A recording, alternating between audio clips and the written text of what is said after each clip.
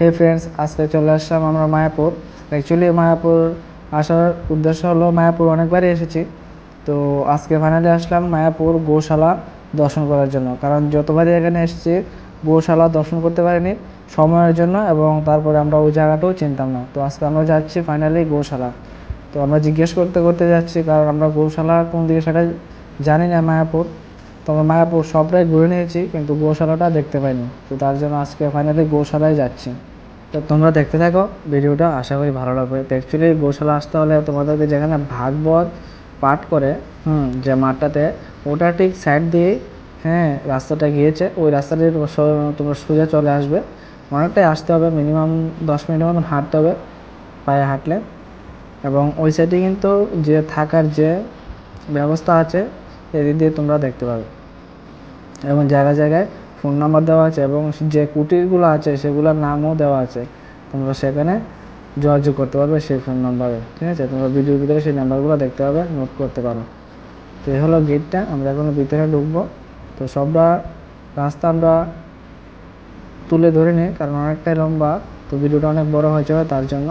তো আমরা এখন ভিতরে যাচ্ছি। এই প্রথমে ঢুকতেই তোমরা দোকান একটা পেয়ে যাবে শপ। এখানে ঘি থেকে ধরে, দই থেকে ধরে যাবতীয় এখানে দুধ থেকে যা যা তৈরি হয় সব কিছু তোমরা এখানে পেয়ে যাবে, এবং অল্প দামে পেয়ে যাবে। তো আমরা ভিতরে চলে আসলাম। এটা দোকানটা পেছন দিয়েই, শপটা পেছন দিয়েই সিঁড়ি দিয়ে উপরে উঠতে হয়।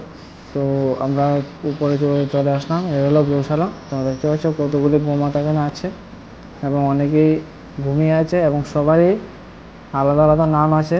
সেই নামগুলোও উপরে লেখা আছে, তোমরা দেখতে পাবে। এই যে কত সুন্দরভাবে তারা সারিবদ্ধভাবে শুয়ে আছে।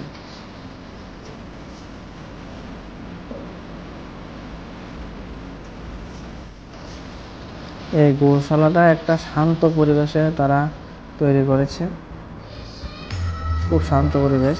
এখানে কিন্তু এই যে গোমাতাগুলো আছে, এবং যারা এখানে তো এই গোমাতাগুলোকে বা গরুগুলোকে কিন্তু এখানে বিক্রি করা হয় না। এখানে অনেক পুরানো এবং অনেক বয়স্ক তোমরা দেখতে পাবে।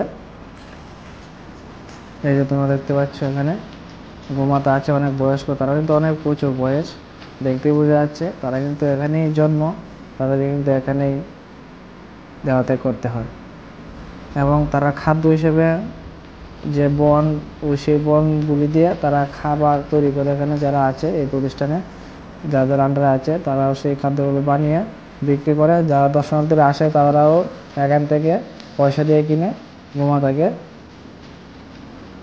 খাবারগুলো দিতে পারে। এই যে কত বয়স্ক তারা, কারণ অনেক বয়স, কিন্তু দেখতে পাচ্ছ খেয়ে শান্তভাবে তারা বসে আছে। খুবই মনোরম দৃশ্য এবং খুবই ভালো লাগে।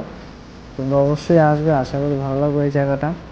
এর একটা সাইটে মায়াপুর থেকে বললাম 10 থেকে 15 মিনিট লাগবে হেঁটে আসতে, এবং সবাই জিজ্ঞেস করে আসবে। এবার যদি তোমরা পায়ে হেঁটে যদি কাউকে জিজ্ঞেস না করে তোমরা যে এই জায়গাটাকে তোমরা বের করতে চাও, তাহলে কিন্তু সম্ভব না, পসিবল না। কারণ এটা একটা সাইডে, অনেকটা ভেতরে।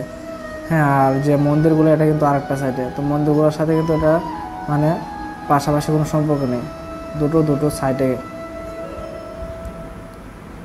তো আমরা তো এর আগেও 4-5 বার এসেছি, তো আগে দেখতে পাইনি সময়ের জন্য দেখতে পারিনি, এবং অনেকে জিজ্ঞেস করছে, তারাও ঠিক বলতে পারছিল না, কারণ আমরা লোকাল কাউকে জিজ্ঞেস করিনি। আমরা লোকাল জিজ্ঞেস করতে গিয়ে 3-4 জনকে জিজ্ঞেস করতে হয়েছে, এতটা দূরে, এতটা ভিতরে মেন রোড থেকে মিনিমাম 2 কিলোমিটার হয়ে যাবে। আর গাইস, তোমরা যারা যারা মায়াপুর দর্শন করোনি অবশ্যই দর্শন করবে, কারণ দর্শন করা উচিত, মানবজন অনুভূতি পেয়েছে। তো অবশ্যই তোমরা একবার এসে অবশ্যই দর্শন করে যাবে। সো গাইস, আবার দেখা হবে নেক্সট ভিডিওতে। তোমরা সবাই ভালো থাকবে, সুস্থ থাকবে, আর যদি ভালো লাগে অবশ্যই লাইক করবে, কমেন্ট করে জানাবে। Thank you so much.